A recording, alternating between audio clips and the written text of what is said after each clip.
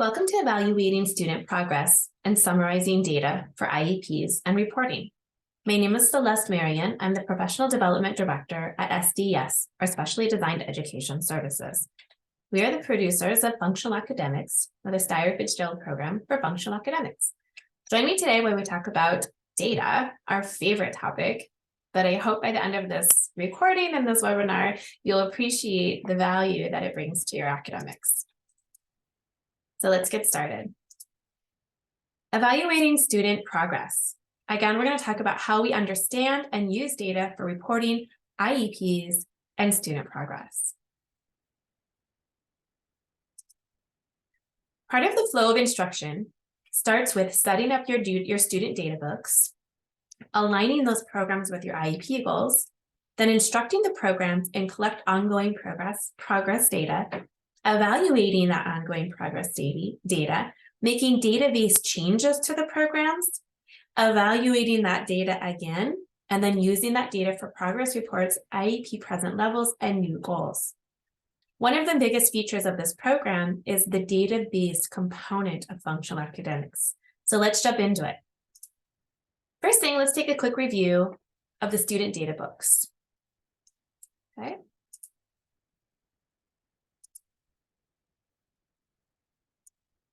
Before we jump into data, I want to make sure everyone knows how to set up the student data books with a couple of key components.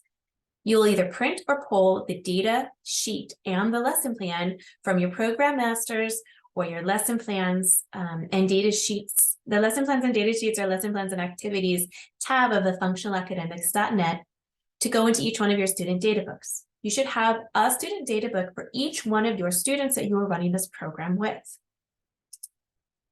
The PLOP chart is one of my favorite components and now available on functionalacademics.net, an updated PLOP chart, which goes in the first tab of the program data book.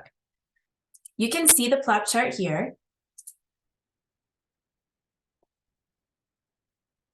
Okay, present levels of performance for each content area. You have an ability to note where the student placed and their score. You can find this on the assessment section of functionalacademics.net, the updated version. Here under assessment, and under assessment, click into the content area that you teach, and it'll be right on your front page. Okay, your present levels of performance. Okay, the next piece that I really like is part of the program data book is the curriculum progress guide. Again, an excellent tool for identifying which programs your student is currently working on in this program data book. Only the programs that your student has been assigned will be noted in this program in the curriculum progress guide. Write the score, if you wish, of the assessment data. It's nice to have a baseline in there, and then we can use those columns to record scores on a quarterly basis while we're working towards student mastery. Okay, so the curriculum progress guide has its own tab, and the PLOP chart has its own tab in your program data book. All right, so why do we collect data? One, to attain a baseline. That's what the assessment is for. Why do we collect data? We want to know what the student knows before we jump into instruction. Oftentimes we jump into instruction and it's either too easy or too hard for the students. So the assessment data gives us a baseline, okay? Why else? We want to show progress. Data helps us show progress. It can be our own reinforcement. So many times, students' progress is influenced, or a perception of a student's progress is influenced by how we're feeling on any given day. How did your student do today? Oh, he did well. How did your student do today? Not a great day. However, when we collect data, can't argue with data, and data does not have emotions. If you're collecting your data correctly and coding correctly your correct and incorrect responses and plotting it on a chart, data trends and progress trends can be noted, okay? So data can be a reinforcement. We love seeing those trends go up. We love seeing those trends meeting mastery. Data also allows us to make interventions or changes to the program so we don't waste the students' time, okay? So we can also see lack of progress when we look at data and make changes faster to be able to educate and teach the child in a timely manner. There's a couple of different data types in the functional academics program. You'll see one is the assessment data, what we just talked about. In each one of the assessment areas, you will find a place to record the raw data of correct and incorrect responses and calculate a percent correct, which is then transferred to your PLOP level. And you will have your PLOP chart. Each content area within the student assessment book has its own PLOP section, but that big PLOP chart that I showed you is where you will transfer all your PLOP areas onto one summary. That summary is going to be a handy tool for you moving forward to be able to see everything in one place. Another functional academics data type is program progress data. We have two different types of programs that we collect data on in the program. One is direct instruction data, where we're coding correct and incorrect responses with a circle or a slash. And task analysis data, where we are actually tally marking or coding, we're tally marking or counting the number of prompts needed in each one of the sequences of a task analysis program. Here you will see comparative shopping as a direct instruction and community-based training shopping as a task analysis. Those are the different types of data collection you'll see in the functional academics program. The data collection rule, remember for discrete trial, circle is a correct response, a plus, okay, or an incorrect response would be a slash through. All right. For task analysis, just one tally anytime a prompt or support is needed, and leave blank if no prompt is necessary. The types of programs you will see direct instruction are almost anything in functional reading, colors, money math, some of the time telling, what else? The task analysis programs you'll see in technology, community-based training, vocational, pre-vocational skills, and independence, okay? Lots of other programs to choose from. So why is data helpful? Data helps us measure progress towards IEP goals. It helps us monitor program mastery. All of you are writing IEP goals. All of you have some sort of measurable outcome that you have proposed in those IEPs. How are you collecting data for them? How are you measuring if your student is making the progress? You must have a program mastery in there, 80%, 90%, even 100%. How are you taking the data and how are you measuring that? This is why data is helpful. Okay, data also gives us tools to inform progress reports and present levels in IEPs. And data helps us evaluate the current student progress. Are they learning? Are they not learning? And what are we going to do about it? So, aligning the functional academic programs with IEP goals. One of the biggest questions I hear from many teachers. I already have my IEP goals. How am I going to do a functional academics curriculum on top of my IEP goals or in addition to my IEP goals? Well, guess what? You can align them, okay? So when you start working with the functional academics program, start with program content areas, one, where your student assessment places the student, but choose the ones that align with maybe some current IEP goals you already have. Do you already have a functional reading goal? Do you already have a functional math goal? Do you have a writing goal already or a technology goal? If you do, select those programs to begin aligning with your IEP. The work that you do in the functional academics program will allow you to collect ongoing data to then inform that goal for the IEP. You can also use a functional academics program to create new IEP goals. Have you ever thought about using technology, typing, modeling, using a tablet or a computer or internet as an IEP goal? It could be absolutely functional. What about using functional sight words combined with a communication goal in an alternative communication device? Okay, there's ways of creating new IEP goals with the functional academics program. It gives you insight, it gives you ideas of what you want to be measuring with your students' education. You can also use that assessment data, that PLOP chart, to report on present levels, on the progress reports that you're supposed to do 2 or 3 times a year, and those annual IEPs. So where is the student in these goals? Okay, and use that placement data within the assessment to discuss.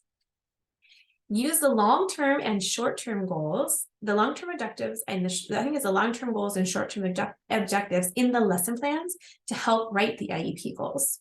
So if you haven't noticed, let me just pop in here real quick. to a lesson plan, a discrete trial lesson plan. And I will show you here in lesson plans and activities where the long-term objective, the long-term goals and short-term objectives live. So when you're ready to write that IEP goal, you can use that as a reference. I'm going to click on location concepts and tier 1 as an example. We're going to open up the entire curriculum piece for it.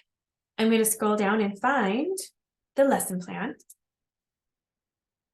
And within this lesson plan, you will see here a long-term goal and a short-term objective that can easily be measurable and modified. I do want to make sure that you also know that the IEP goal bank is included in this program. So I'm going to drop a couple links here. One is time telling, and the other one is the IEP goal bank. Okay, this is also in the functionalacademics.net page, and I will try and make sure it's in the comments of this video if possible. Okay, but on the IEP goal banks on functionalacademics.net, you have both for elementary and secondary in both Excel and PDF formats. Let's take a look, see what it shows us. Okay, you have the program, the title, what the actual measurable IEP goal is. That obviously can be modified. Those numbers can be modified for the work that you're doing with your student. And here's all the components of the goal. Okay, so those are your IEP goal, your goal banks right there. Summarizing data for reporting. Now that you've been working and collecting data, let's look at how we summarize that data for direct instruction, task analysis, and writing. Let's talk about the language we use for our data summaries, and then how we add the data to the curriculum progress guide. So first of all, for subsequent IEPs, you'll refer to ongoing progress tracking data sheets to find those present levels. Use 9 to 10 of the most recent days of discrete trial or direct instruction data to determine the average percent. For task analysis, you want to use 5 to 10 days average. Let's take a look at that. Summarizing daily direct instruction data. First of all, we're going to start by finding the percent daily that the student has completed. So you're going to use this little bar here on the right-hand side to determine what percentage. It's very easy. You have 10 trials. You're going to code how many corrects out of 10 the student got, and you're going to put a square around that number. 4 corrects out of 10 trials is 40%. Well, 0.4 times 100 is 40%. Okay, so put a box around that square. That's how you're going to determine your daily direct instruction data. When you have lots of those data points together, you're going to be able to take an average. So if your progress report is coming up and you need to report on how the student's progress is going in this area, you're going to take the average of the numbers between those data points. So can you calculate right now, looking at these data points, what the average would be? You would use a calculator, or unless you're really good at math, and add 30% plus 50 plus 40 plus 50 plus 60 plus 60 plus 70 plus 50 plus 70 plus 80 plus 80 plus 60 divided by the total number of columns that we see, the total number of data points that we see, which is 12. What do you get? The answer is 56%. So the student is currently making progress towards their goal. Their current progress is an average of 56% per day. Okay, so let's look at how we summarize daily task analysis data. You're going to sum up the number of prompts per day in the column right here at the bottom. And then when you want to take an average, you're going to do the same thing. Take the average across at least 5 days. So here you will add up 17 plus 9 plus 10 plus 7 plus 7 divided by 5. And the number is, I think it's actually 10. Where is it? There we go, 10. Okay, so how do we write that out? The short-term objective would be to count money using next dollar strategy between 1 cent to $5 with 70% accuracy. The progress. Student is making progress toward the objective, currently from 0% accuracy to 56% accuracy, but has not yet met the long-term goal. Here's some language for task analysis. Student will put on a shirt with less than 2 prompts. What's the progress we're making? Student is making progress toward the objective, currently able to perform the task with an average of 10 prompts. that he has not met the long-term goal. Okay, I really encourage putting the actual average number in the progress report because it lets parents know and care providers and anyone else interested in the IEP how much progress they have made, not just that they have not made the progress, okay, or have not mastered the goal. Excuse me. Let's talk about applying mastery criteria. So many of you writing IEP goals have to write in a mastery criteria goal. Well, let's do that for the programs as well. How do we know when the student has mastered that program or even the targets for the program? So what is a mastery program? Average is 80% is what we would recommend. Okay, some of you may be really perfectionists and expect 100% accuracy. Some things we really hope that there's 100% accuracy, like things that involve safety. Okay, so what is your program mastery for targets? When we talk about targets, we talk about specific units. So let's use colors as an example, or letters in the letter sound idea functional reading, or sight words. When you start letter sound idea, you're not going to start out with all 26 letters. Maybe with some students you will, but with other students you may start out with 5 or 6, or maybe the letters in their name. And so you're going to be specific to the targets. Each letter would be a target in this case, in order to be able to set up mastery for the targets. The next step, what are the next steps when student masters a program? Talk about that. And what are the next steps when a student masters targets? What if they're not mastering, and how long do we wait? So when a student masters a program goal, yeah, you're going to celebrate. And then you're going to go back to that handy dandy curriculum flow chart. Look at the program you just mastered and go to the next program that's in the sequence. Okay. Let's talk about when a student masters a target goal. I really like to write the mastery criteria right on the data sheet. In this case, it says 90% for 3 days. This program is colors.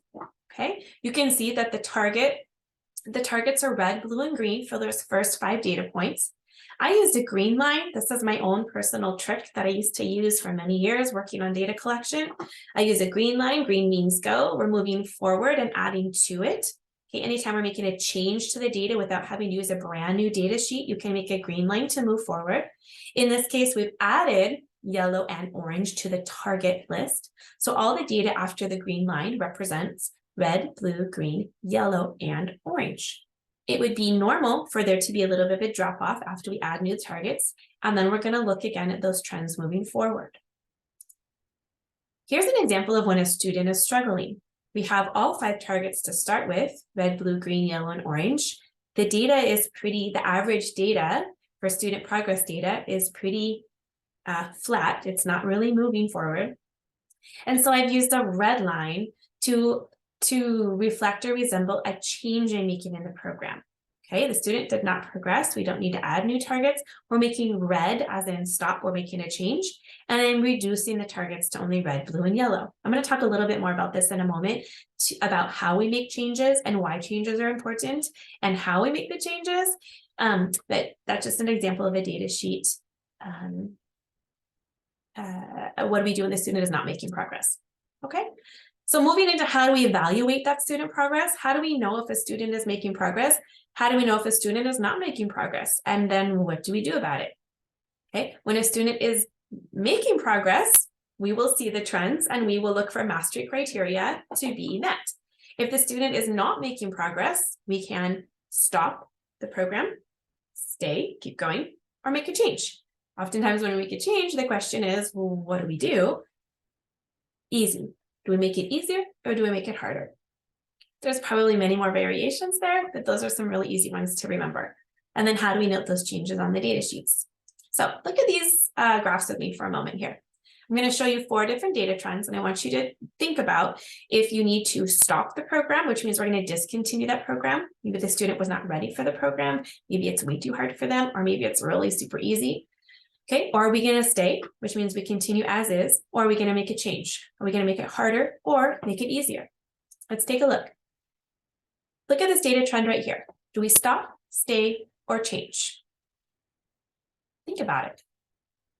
There's 2 things I would want to know looking at this data trend.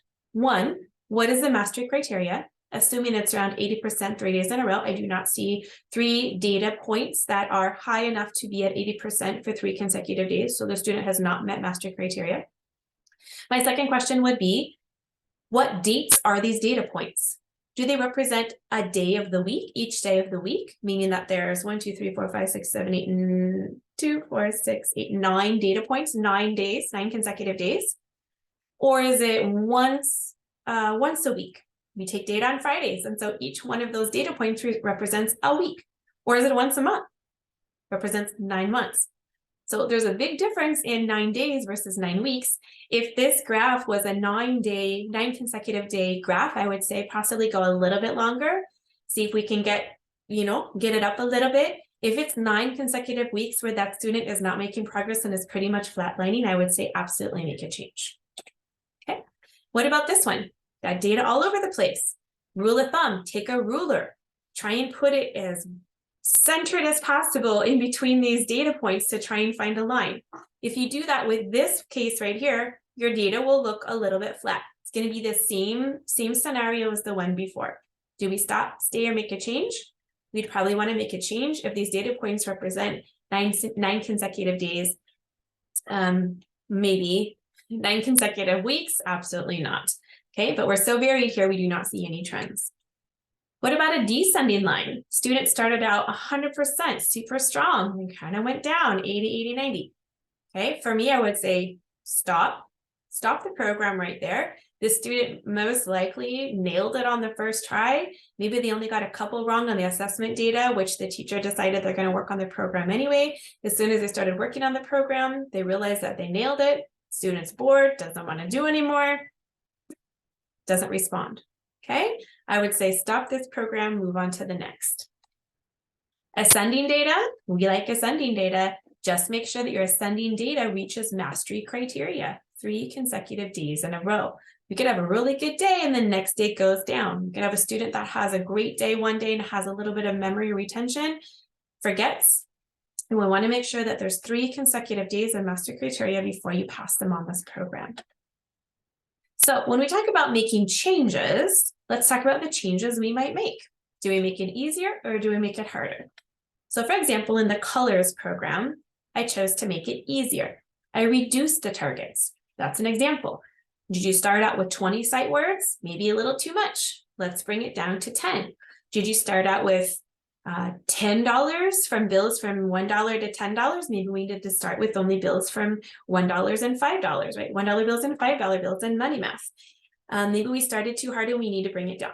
Maybe we need to add some prompts, maybe a visual prompt. So maybe the student still needs, when I ask them to identify the colors, for me to show them the color red for them to identify. Essentially, it's a matching task, but we're giving them a visual prompt. Whatever you do, just make sure that it is noted on the data sheet and that every piece of data represents or reflects the way you are instructing before you make another change. Do we need to diversify the materials? Maybe we're not ready for flashcards and the student can just use objects. Okay, that's how we make something easier. How can we make it harder? Well, maybe we increase those targets. Maybe 3 colors was way too easy, so we add 3 more and it makes it a little bit more interesting. Maybe we've been working with some prompts, and so we're going to now withdraw those prompts. Maybe we diversify the materials. Maybe we're doing sight words or reading text, WH words, and we make the text a little more interesting and complex and comprehensive so that content is more interesting for the students to engage in. Okay, make it easier or make it harder. It's an easy way to remember. There's many ways you can make changes to programs, but those are a couple ways that make it easier to think. Be creative. There's no wrong way to do this as long as whatever you are doing is reflected on the data sheet so that anyone that walks into work with that student knows exactly how the program is being presented and the data reflects the same presentation. Okay. So again, let's go back and look at this chart right here. When the student was struggling, how did we begin? We started with 5 targets, red, blue, green, yellow, and orange. What is that data trend? What do you see for those first 9 or 10 data points? What do you see? If you were to put a ruler through that data line, what would you see? Pretty flat, right? Pretty flat. So do we keep going? Do we stop, make a change? We decided to make a change here. Okay, what else is missing on this data sheet? Obviously the dates. Okay, so we have the first date, but we don't know if those data points represent each day of the week or one time a week or scattered times because a student was out sick for a long time, those dates are going to be really important to help us determine if we do end up making a change. What else is missing on this data sheet? Mastery criteria. I don't know how many times or what the criteria is for excellence here. Is it 80%, 90%? Is it 100%? And how many days in a row? Well, I decided to make a change. Okay, so we made it easier because I saw that the flatlining needed to change. I reduced the targets to only 3. Did it work? Looks like it did because the data went from an average of probably 25 or 30% immediately up to 60 and 70%. So that's evidence that the intervention worked, that change worked. Keep taking data on that until they reach mastery criteria. Then you can go back to the original program. Okay, make sure you mark it again with a red line, or you start a new data sheet to reflect the way that you're presenting the program. So again, let's review these data trends. Stable, ascending, descending variable, make the decision. Do you stop the program altogether? Do you continue as is? Or do you make a change? Make it easier or harder? And don't forget to be creative. It's very important that you use your talents and expertise to look at these trends and evaluating the data for how your student is advancing. It'll give you let's see, what can we say? It'll help you intervene with the student in a timely manner to be able to take advantage of the time you have with that student and help them learn faster, quicker, and more precisely. Okay, so let's think about a couple of things, some reflections and actions. Have you filled out the assessment plot chart and placed it in your student data book? It's a very handy tool. Make sure you have all of the plot from each content areas in the one summary. Okay, then at first glance, you can flip over to that plot chart and see where a student has placed in the assessment. Do you have your curriculum progress guide in the student data book? Only the programs that you have initiated with your students should be noted in that curriculum progress book. What date you started them and what they're working on. Anyone that opens up that curriculum progress book can see what programs they have started, what programs they have mastered, what programs maybe were stopped for whatever reason, and how they're moving through the program. Okay, are you taking data on every program? I hope so. You should be. And are you taking data frequently? So my recommendation is every time you work on the program, you're taking data, because the more data points you have, the greater ability you have to make some analysis and evaluate how your student is learning. So with that, you are more than welcome to send us your questions, to write to us, okay? And as we do a live webinar, we usually do discussion. So those are your questions. And thank you very much. We appreciate you being with us here today. Again, this is our SDES YouTube tutorials webinars. You can find more in this channel, more in the playlist, and we hope that you use it for your learning today. Thank you very much.